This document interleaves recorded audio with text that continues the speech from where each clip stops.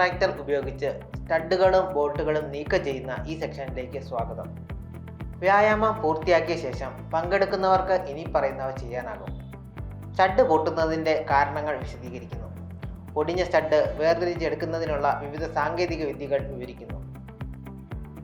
ആവശ്യമായ ടൂളുകളും ഉപകരണങ്ങളും: trainees tool kit, ഒരു സെറ്റ് ടാപ്പ് റഞ്ച്, ഒരു സെറ്റ് സ്റ്റഡ് എക്സ്ട്രാക്ടറുകൾ, ബ്രോക്കൺ സ്റ്റഡോടുകൂടിയ ഒരു സിലിണ്ടർ ബ്ലോക്ക്.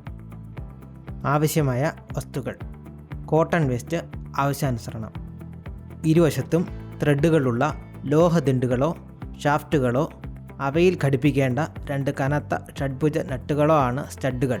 ഒരു വശത്ത് ബിൽറ്റ്-ഇൻ ഹെഡ് നട്ട് ഉപയോഗിച്ച് രൂപകൽപ്പന ചെയ്ത ഫാസ്റ്റനറുകളാണ് ബോൾട്ടുകൾ. ഇത് ഒരു അധിക നട്ട് അറ്റാച്ച് ചെയ്യാൻ അനുവദിക്കുന്നു.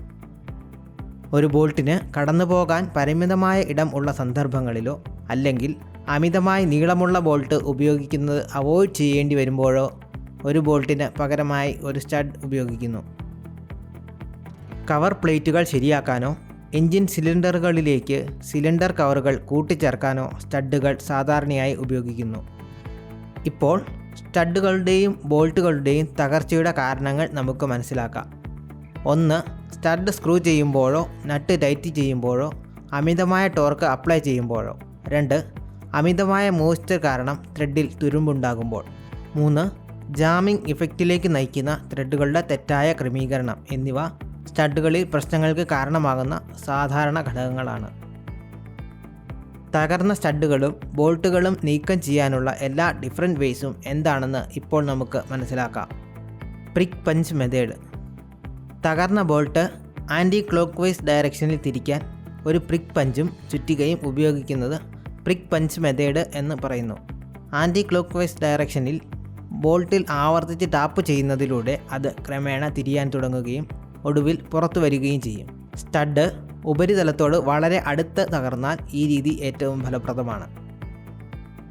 സ്ക്വയർ ഫയലിംഗ് രീതി: സ്റ്റഡ് ഉപരിതലത്തിൽ നിന്ന് അല്പം മുകളിൽ തകർന്നാൽ ഒരു സാധാരണ സ്പാനറിൻ്റെ അളവുമായി പൊരുത്തപ്പെടുന്ന ഒരു ചതുരാകൃതി സൃഷ്ടിക്കുക. തുടർന്ന് സ്പാനർ ഉപയോഗിച്ച് സ്റ്റഡ് ആൻറ്റി ക്ലോക്ക് വൈസ് ഡയറക്ഷനിൽ തിരിക്കുകയും അത് നീക്കം ചെയ്യുകയും ചെയ്യുക. സ്ക്വയർ ടേപ്പർ പഞ്ച് ഉപയോഗിച്ച് ഒരു അന്ധമായ ദ്വാരത്തിൻ്റെ വ്യാസം സ്റ്റഡ് വ്യാസത്തിൻ്റെ പകുതിക്ക് തുല്യം ഡ്രിൽ ചെയ്ത് കാണിച്ചിരിക്കുന്നത് പോലെ ഒരു ചതുര ടാപ്പർ പഞ്ച് ദ്വാരത്തിലേക്ക് ഓടിച്ചുകൊണ്ട് തകർന്ന സ്റ്റഡുകൾ നീക്കം ചെയ്യാം. സ്റ്റഡ് അൺസ്ക്രൂ ചെയ്യാൻ അനുയോജ്യമായ സ്പാനർ ഉപയോഗിച്ച് ആൻറ്റി ക്ലോക്ക് വൈസ് ഡയറക്ഷനിൽ പഞ്ച് തിരിക്കുക.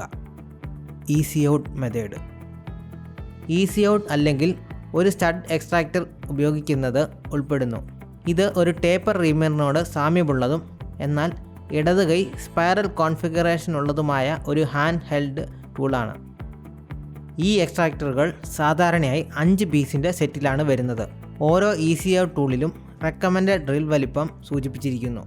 ഒരു ഹോൾ ഡ്രിൽ ചെയ്തതിന് ശേഷം നിങ്ങൾ റെക്കമെൻഡഡ് ടൂൾ സെറ്റ് ചെയ്യുക. ആൻറ്റി ക്ലോക്ക് വൈസ് ഡയറക്ഷനിൽ തിരിക്കാൻ ഈ ടാപ്പ് റഞ്ച് ഉപയോഗിക്കുക.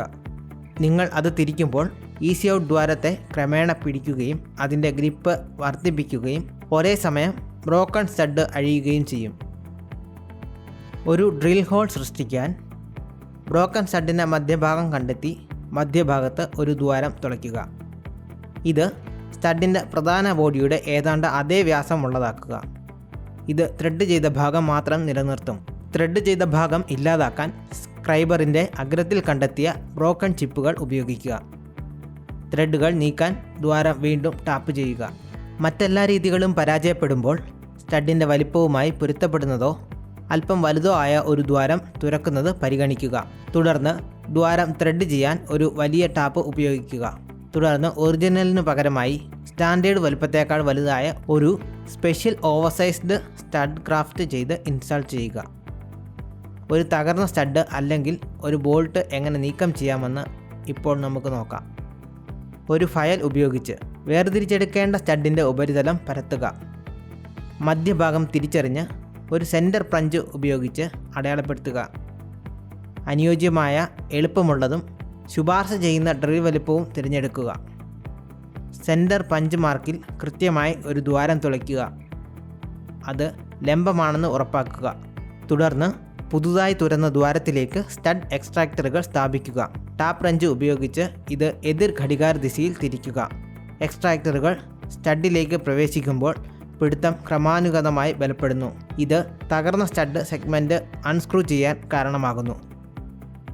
ത്രെഡുകളിൽ ലൂബ്രിക്കേഷൻ പ്രയോഗിച്ച് പുതിയ സ്റ്റഡ് ഇൻസ്റ്റാൾ ചെയ്യുക. ഒരു ഫയൽ ഉപയോഗിച്ച് ജോലിയുടെ ഉപരിതലത്തിന് മുകളിൽ സ്റ്റഡിൻ്റെ 2 വശങ്ങൾ പരത്തുക. തകർന്ന സ്റ്റഡ് നീക്കം ചെയ്യാൻ ഒരു റഞ്ച് ഉപയോഗിക്കുക. സ്റ്റഡ് എക്സ്ട്രാക്ടറുകൾ ഉപയോഗിച്ച് സ്റ്റഡുകളും ബോൾട്ടുകളും നീക്കം ചെയ്യുന്നതിനെ കുറിച്ചുള്ള ഈ സെക്ഷൻ നമുക്ക് സംഗ്രഹിക്കാം. സ്റ്റഡ് ബോൾട്ട് എക്സ്ട്രാക്ടറിൻ്റെ പൊട്ടലിനുള്ള ചില കാരണങ്ങൾ: അമിതമായ ടോർക്ക്, കൊറോഡഡ് ത്രെഡുകൾ, പൊരുത്തപ്പെടുമ്പോൾ ത്രെഡുകൾക്ക് ശരിയായ രൂപവത്കരണം ഉണ്ടാകാത്തത് എന്നിവയാണ്. സ്റ്റഡുകളും ബോൾട്ടുകളും നീക്കം ചെയ്യുന്നതിന് വ്യത്യസ്തമായ മാർഗങ്ങളുണ്ട്. അവ പ്രിക് പഞ്ച് രീതി, സ്ക്വയർ ഫോം ഫയൽ ചെയ്യുക, സ്ക്വയർ ടേപ്പ് പഞ്ച് ഉപയോഗിച്ച് ഈസി ഔട്ട് രീതി, ഡ്രിൽ ഹോൾ ഉണ്ടാക്കൽ.